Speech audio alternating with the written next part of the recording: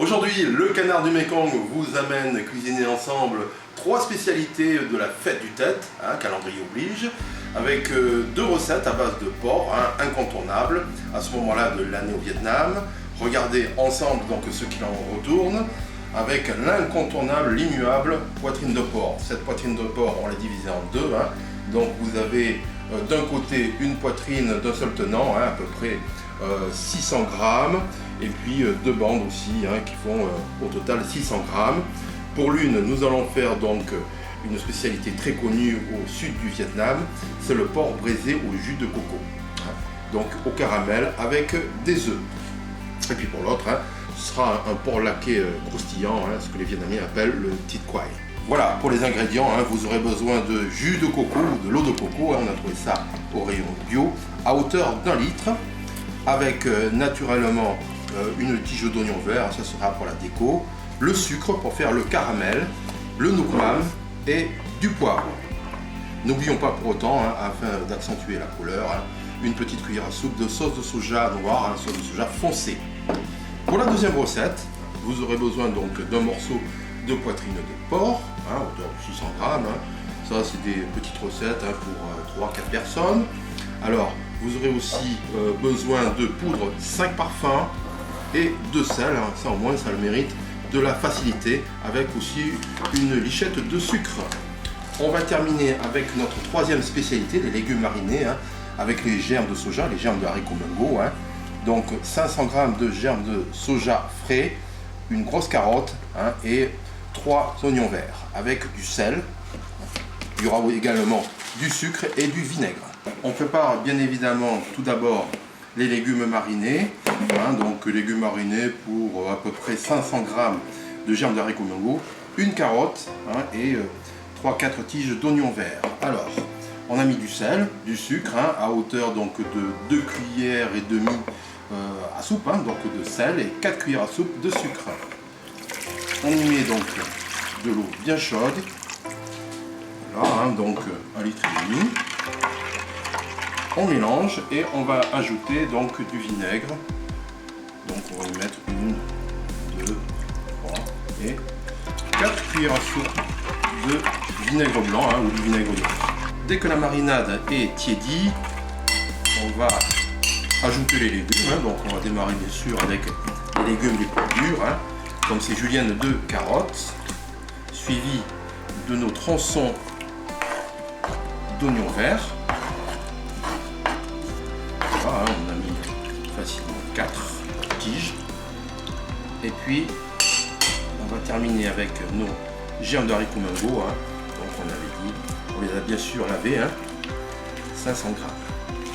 Voilà. Hop. Donc ce sera parfait dans, on va dire 2 jours, mais tout à fait consommable d'ici 24 heures.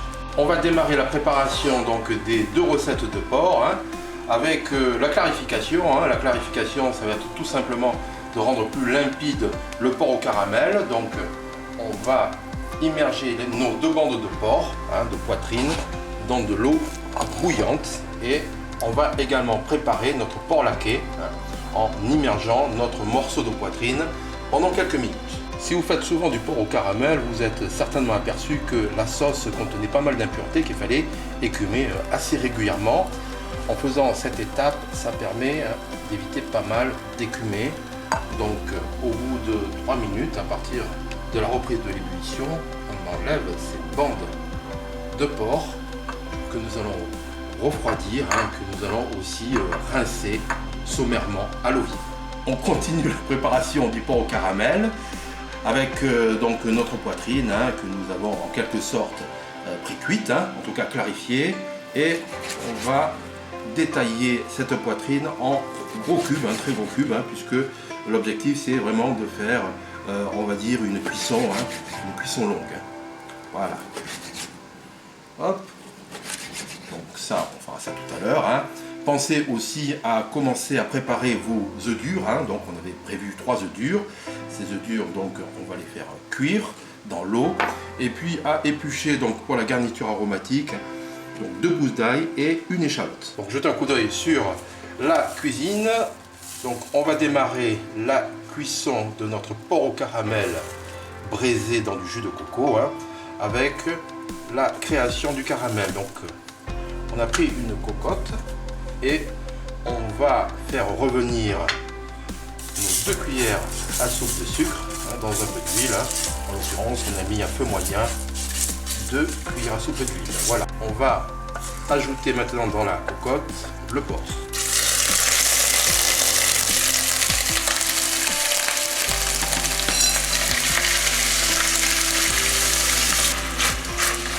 Donc vous n'hésitez pas, hein, à mettre un petit peu d'eau, sinon, hein, ça crépite un peu trop. Hein.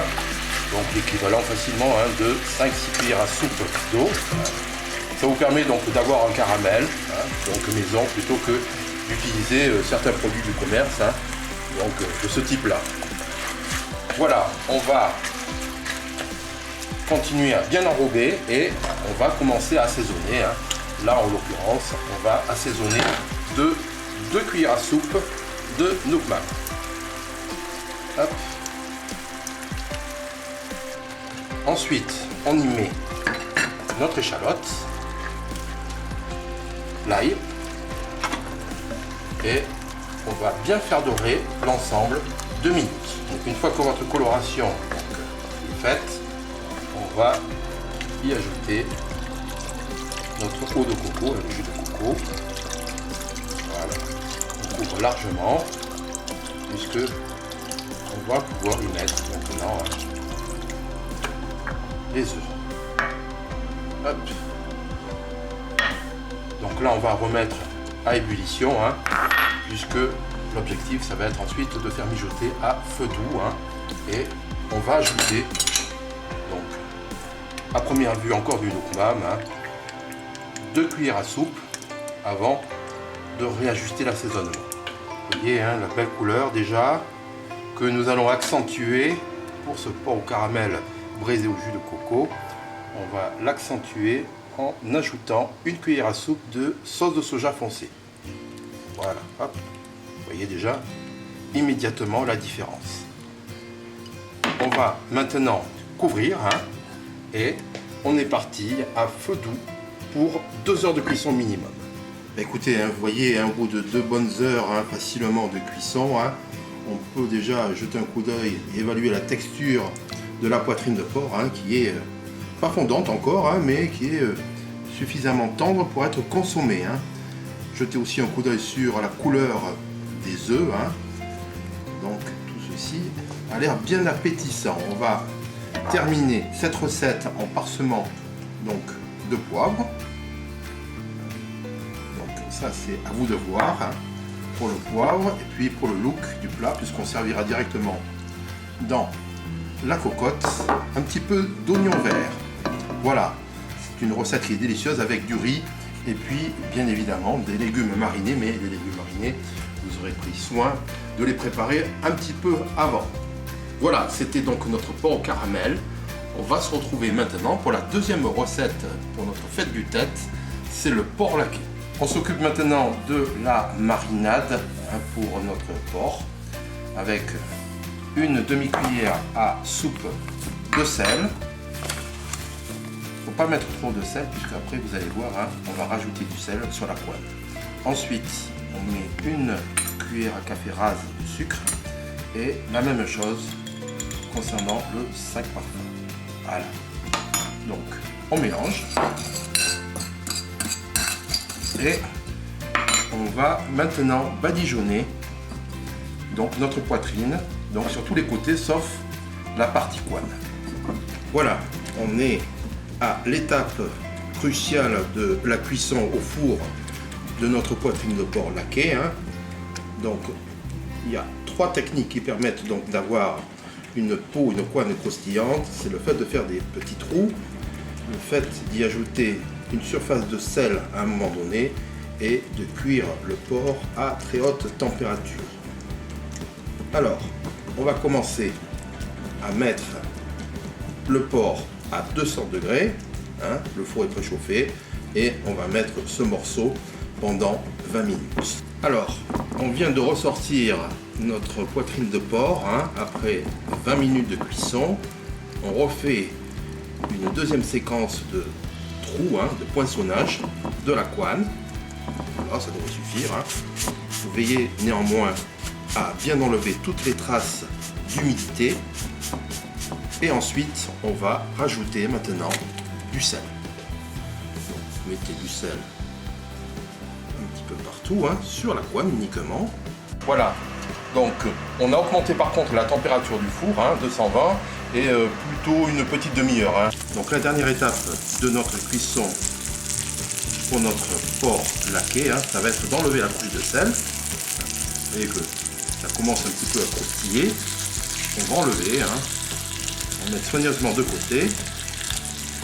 Et puis on va essuyer consciencieusement la couenne de porc avant de remettre, on est toujours à 220 degrés, et on va remettre pour un bon quart d'heure.